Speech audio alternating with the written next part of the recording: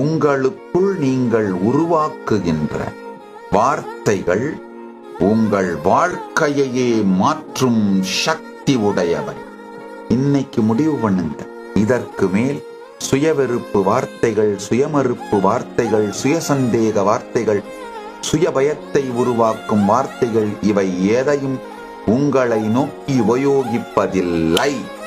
அறுதியும் இறுதியும் உறுதியும் ஆன பரம சத்தியமான உங்கள் இருப்பை, உங்களுடைய பரம சத்தியத்தை மட்டுமே வாழ்வது, அதை சார்ந்து உங்கள் பரம சத்தியத்தை நீங்கள் வெளிப்படுத்துவதற்கான நேர்மறையான வார்த்தைகளை மட்டும்தான் உங்களை நோக்கி உபயோகிப்பது, மற்றவர்களிடமும் பேசுவது.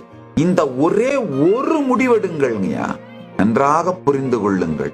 உங்களிடமிருந்து எனக்கு எதுவும் தேவையில்லாததனால், உங்களிடமிருந்து உங்கள்